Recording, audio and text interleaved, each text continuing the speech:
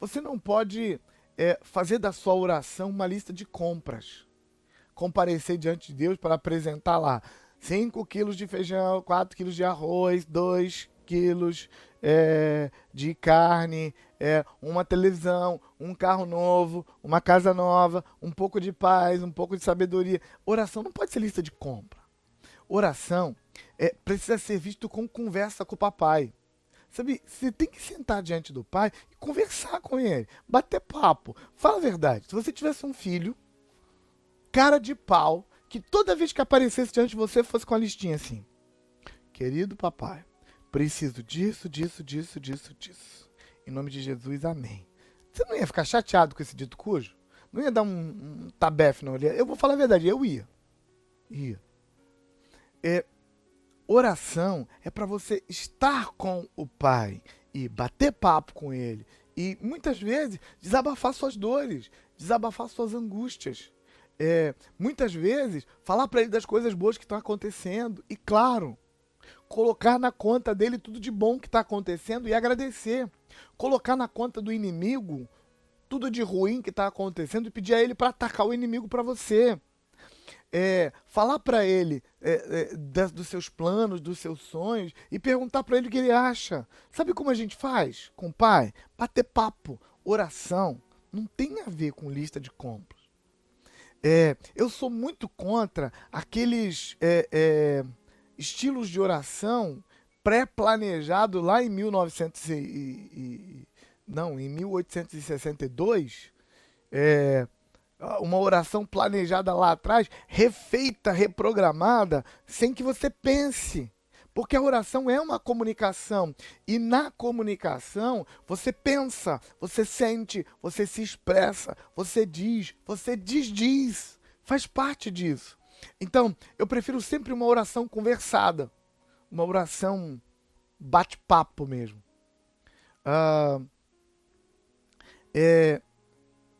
Onde você se expressa. E às vezes nas suas palavras você erra e pede perdão por ter errado.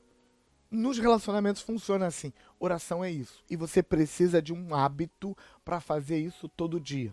Tá bom? Já tô te dando como tarefa.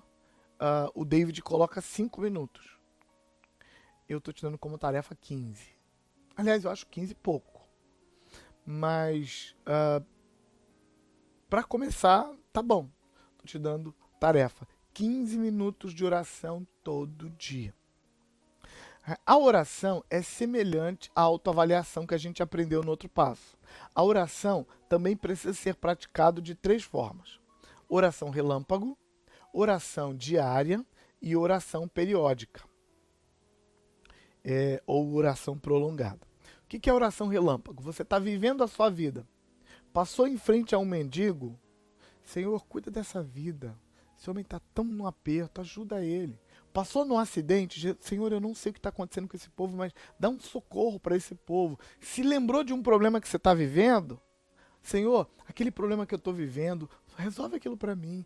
Oh Deus, eu não consigo resolver. Uma oração pequena, rápida, passada diante de Deus. Você está vivendo, dirigindo, lembrou de alguma coisa boa? Oh Deus, obrigado, porque o Senhor está fazendo isso na minha vida, está me abençoando. Pensou num assunto para compartilhar? Pai, eu estou pensando aqui em fulano e tal. O Senhor podia fazer uma intervenção nessa história.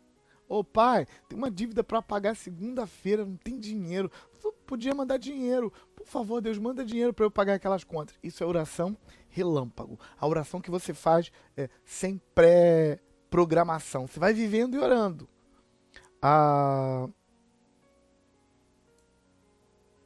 Eu esqueci o nome da autora agora e esqueci inclusive o nome do livro. Mas ela chama essa oração de oração flecha. Que é uma oração que você vai andando e jogando as flechas e elas vão fazendo efeito. Mas para nós essa oração vai ser chamada de oração relâmpago. É a oração que você faz rápido enquanto vai vivendo. Semelhante à autoavaliação relâmpago, que você avalia rapidinho ali enquanto vive, a oração relâmpago é a mesma coisa. A oração diária ou oração do fim do dia é uma oração que você planejou. Normalmente eu recomendo que essa oração seja feita junto com o seu devocional. É um momento para orar, mas também para ouvir a palavra, para deixar Deus te falar através da palavra, para ler a palavra, tempo para meditar. Então, é esse tempo de oração que eu recomendo que seja pelo menos 15 minutos. 15 minutos para você estar diante de Deus, para você orar, para você bater papo com Ele. E de verdade, eu acho 15 minutos muito pouco. Mas para quem vai começar, tá de bom tamanho para começar.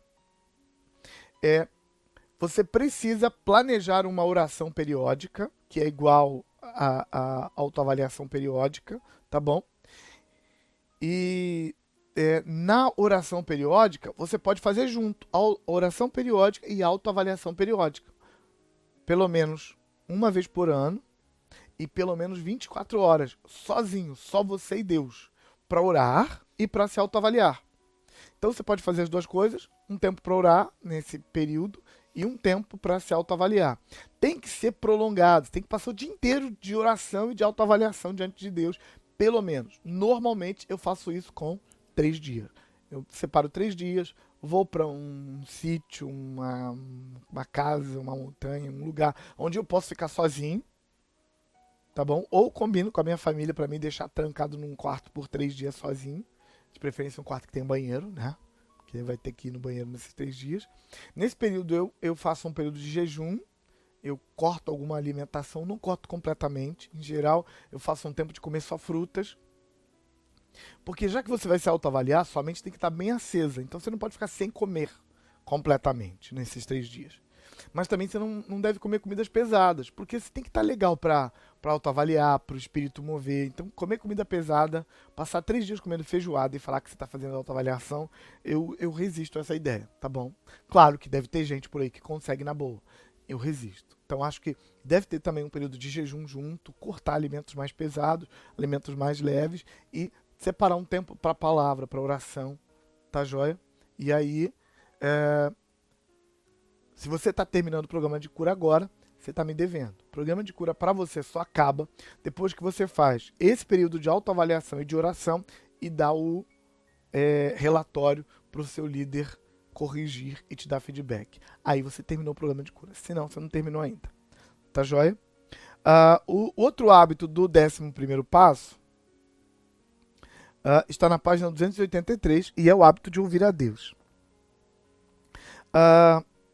Para você entender isso, essa questão de ouvir a Deus, eu quero ajudar você a perceber o seguinte. Na verdade, esse hábito implica em tudo que você vai fazer na vida, você quer saber o que Deus pensa. E há várias formas de Deus nos falar, de Deus ministrar para nós. Uma dessas formas é através da palavra. A outra forma é através de pessoas com quem nós nos relacionamos em interdependência. Pessoas que nos lideram, pessoas que nos comandam, que nos pastoreiam. Gente que nós confiamos como liderança e como mentor. Deus nos fala através dessas pessoas. Deus nos fala através de profetas.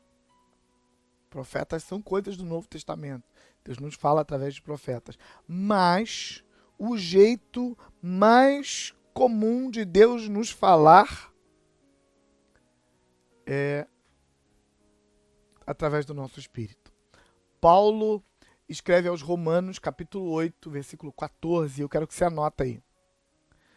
Na frente não está escrito assim, ó, desenvolvendo o hábito de ouvir a Deus, puxa uma setinha e escreva Romanos 8, 14 e 16. Coloca aí, porque não está no livro.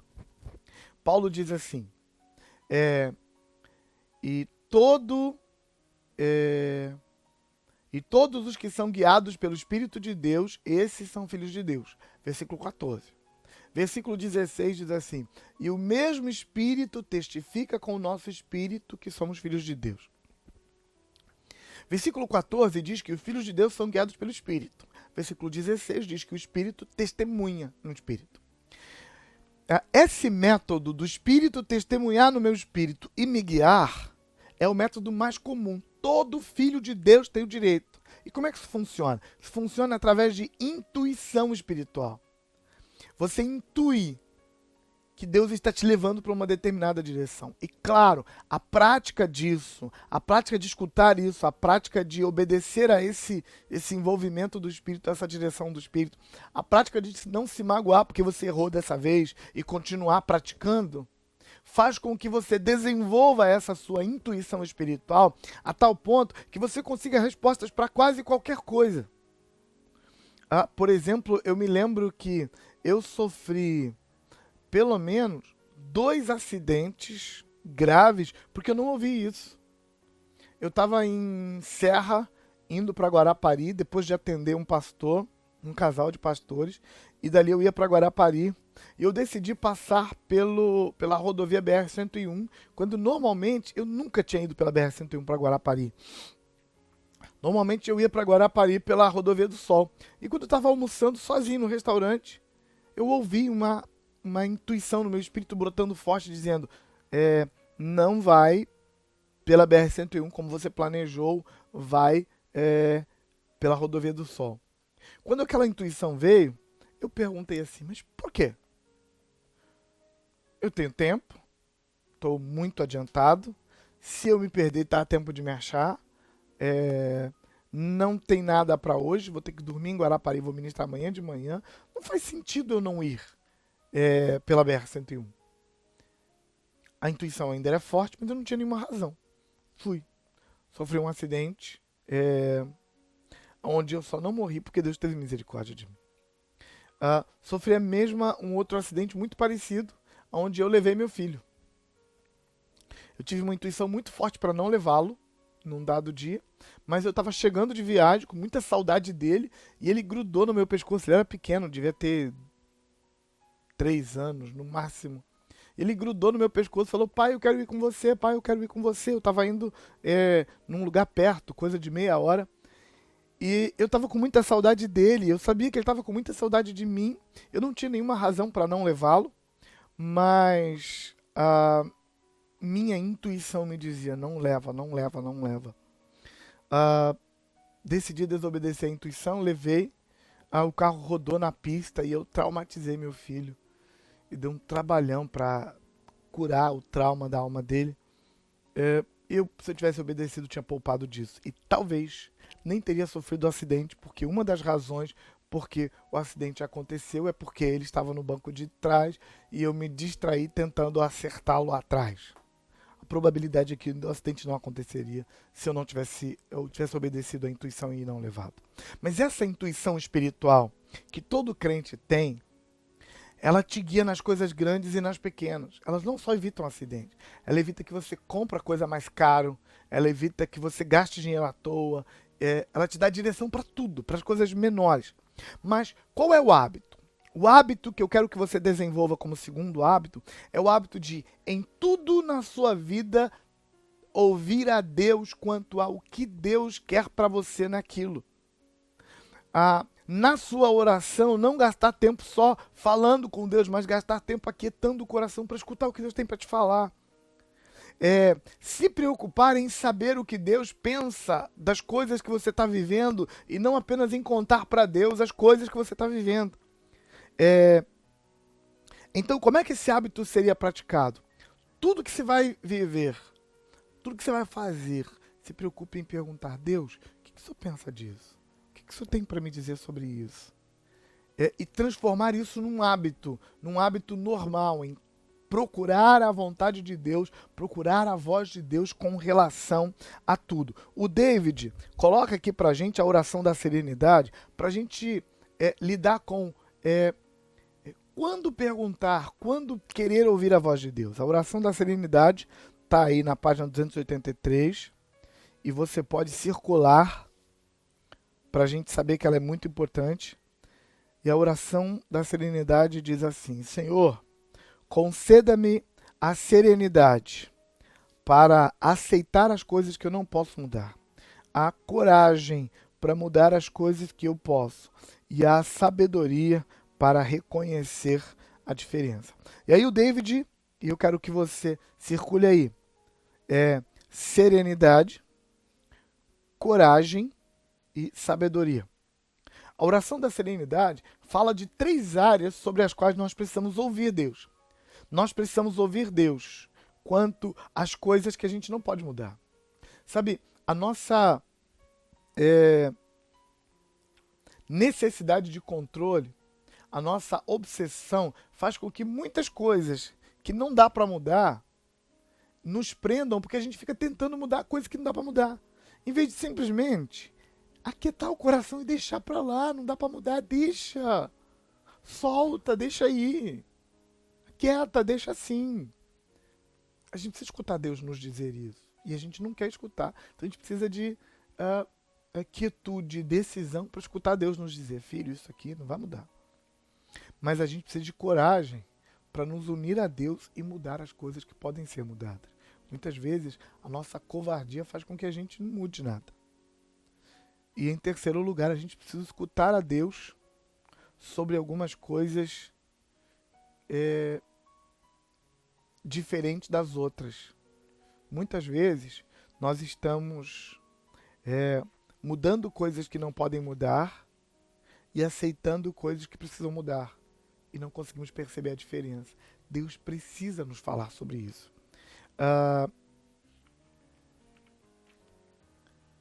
Nessa questão do ouvir a Deus, eu preciso ir com você para a página 285. E aí eu quero que você grife aí aquelas áreas que eu te falei, através das quais Deus nos faz ouvir a sua voz. Grife aí, número 1. Ouvindo a sua voz pela palavra, Deus nos fala pela palavra. Número 2, ouvindo a sua voz por meio do Espírito Santo. E aí, aqui eu quero que você faça aquela setinha de novo, onde está escrito ouvindo a sua voz pelo Espírito Santo, na página 286. Faça uma setinha e coloque aí Romanos capítulo 8, versículo 14,16. Terceiro, ouvindo a voz por meio do Espírito Santo nas pessoas que ele escolhe para ser nossos líderes espirituais. Então você pode ouvir a voz de Deus através de todas essas coisas. Mas o hábito não é o hábito de entender que você pode ouvir por essas coisas. O hábito é o hábito de toda vez que você vai tomar uma decisão, vai andar em alguma direção,